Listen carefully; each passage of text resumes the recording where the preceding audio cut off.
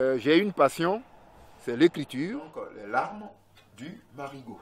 Alexis Ala, originaire de Côte d'Ivoire, né dans le centre, dont la capitale est Bouaké. Je suis arrivé en France en 1985 et j'ai suivi mes études secondaires à la Châtre, dans l'Indre. Et après donc mon baccalauréat, j'ai dû poursuivre mes études à l'université de Limoges. J'ai rencontré donc mon épouse. Nous avons fait nos études et ensuite elle a été mutée au collège de la Tour d'Auvergne.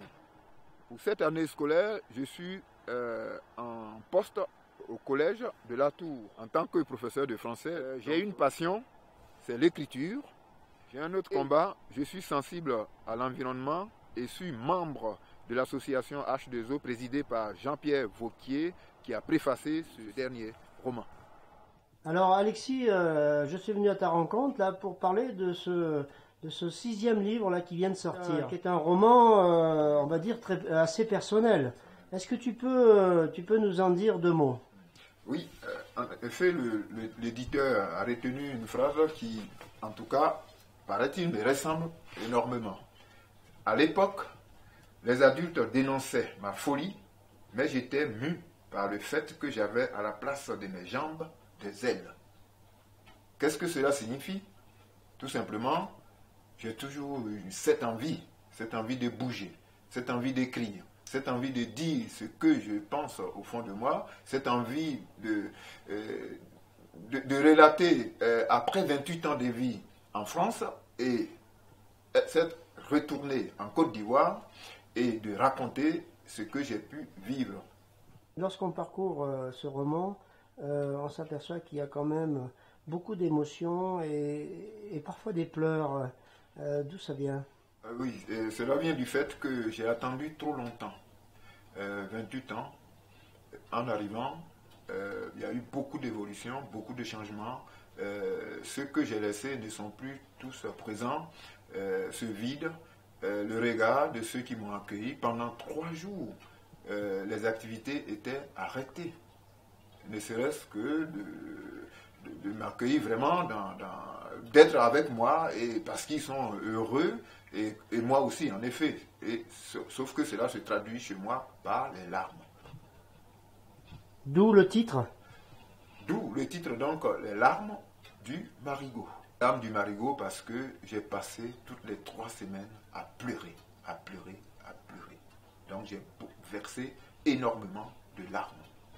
Alors le lecteur, qu'est-ce qu'il va pouvoir découvrir? Bon, la vie de là-bas, comment ça se passe, le pays, qu'est-ce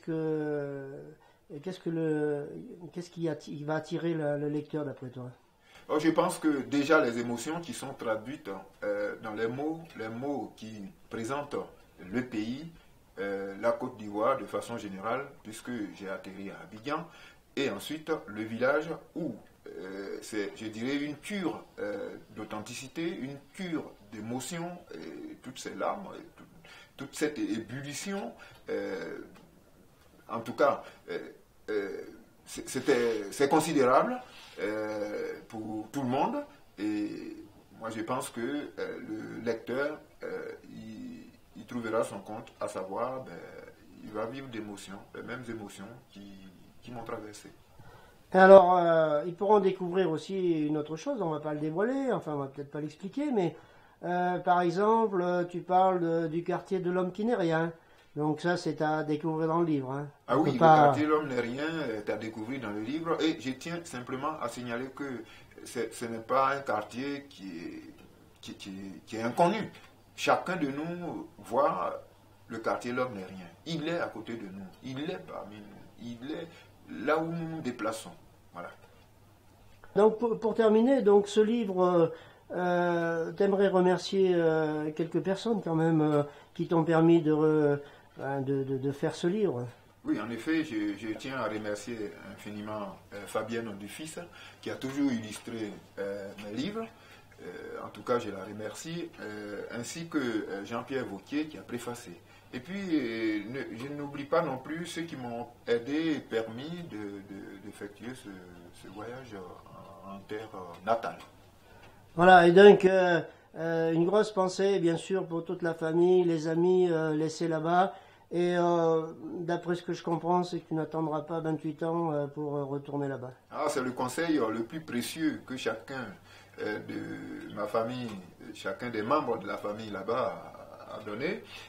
N'attends plus 28 ans, ne referme plus la porte derrière toi. Nous sommes ici, ne nous oublie pas. Nous ne t'oublions pas non plus.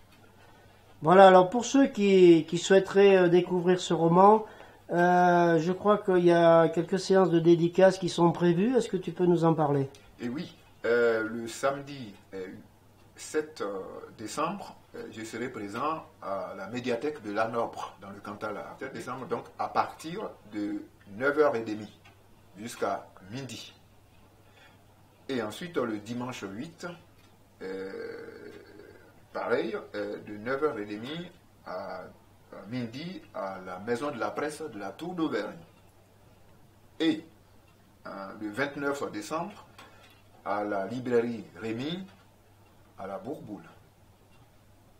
Donc, je serai heureux de vous rencontrer et de pouvoir échanger à propos de mes écritures et de mes livres surtout.